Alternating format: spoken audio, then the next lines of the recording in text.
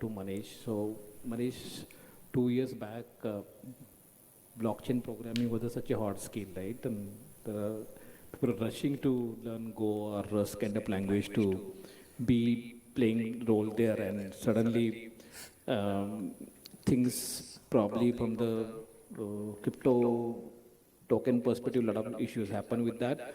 But from there to now what we see now, right? So the kind of real applications that you build or many are building basically. So what are the scope that you believe that see in the area of the blockchain programming basically? That's a very valid question. So the crypto wave is gone, and where are we left with?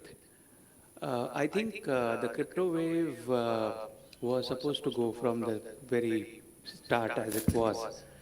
The technology has been evolving for the last 20, 25 years. Yeah. And this crypto wave, what it did was it kind of accelerated the exposure to the term blockchain. While the crypto wave has gone down, I think time and again, governments all across the world and regulators, even in India and abroad, have been very, very supportive of blockchain. They have always said, "Give me a good application. This is a good technology." Sometime back in Davos, our own RBI governor made a statement that this is a good technology. The technology needs to grow, and he almost gave an example of real estate. Not in sense, but he said that, for example, a large asset which people are not able to participate, blockchain can enable them to logically participate. And these are things that are giving right signals that the government and the regulators are, I mean, this is the same guy who was hands down against crypto, and he's the same guy giving examples very close to what we do. So I think time and again, our honorable minister also, he has also clarified these positions. So blockchain is going to be there.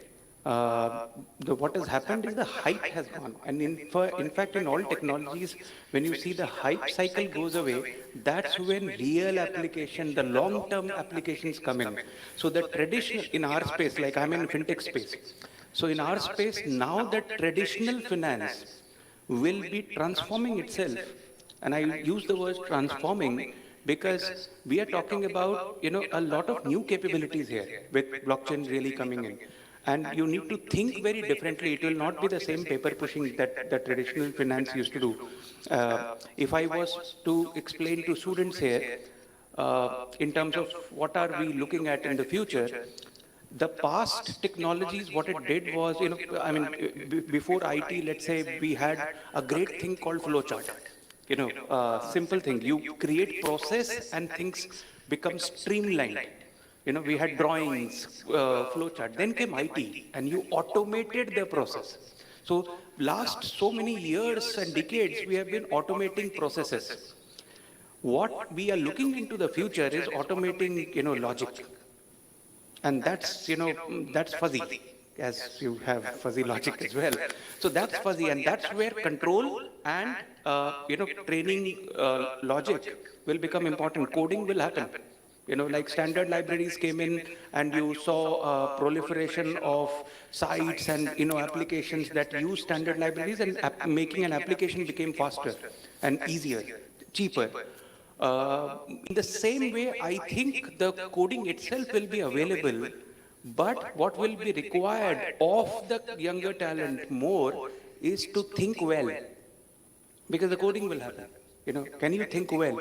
In my example, my context, for example, wealth management will change. The way you hold assets will change, where you invest will change. Now, these things will require logic as much as algo trading requires that. So if algo trading was something, the future is very different, and it will empower everyone to think differently. Rest will, and everyone becomes empowered with things like chat GPTs and things like that. What will be required with blockchain, cyber security, and, and the traditionally what we have been doing, it's a mesh of all that. Things will happen. You need to think well, Yeah. and you need to control it well. Yeah, so as we are with you, Manish, what you are saying is very critical. So, many skills that we used to do, like coding for that matter, right? So, So now thinking is more critical compared to coding because there is a lot of kind of there is called as intent-based computing for that matter. People talk about you have intent computing will happen, coding will happen basically. So in this paradigm basically, so all those things which historically been seen as a skill that will be so easily so commodities available to you basically. So in that case, coding may not be the skill here basically. The skill here is basically how do you think? How do you think about those applications basically? Can you dwell much on that? How do you somebody start that basically, right? How do you somebody start that process basically? Briefly, we can then come to other Yeah, side. so I think that is where it is important that we create, a workforce that is not rote, is able to think. What will be more important is endpoint controls. Yeah. Rest of the codes, etc., will be very optimized. Yeah. You will have a lot of solutions. In fact, you need to choose which one. You need to choose the path, Yeah. and you need to choose the endpoints. Yeah. And we as humans will always control the approvals, so to say. That probably will not be automated, and that's where we have to also ensure that all the cyber security, etc., gets deployed so that the control is really in control.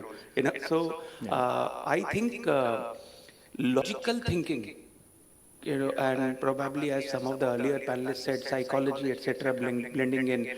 So you will have too much of data. Yeah. But the data doesn't talk by itself. The model that you choose to deploy on the data will give you different results, etc. That's what I said, you need to understand the model.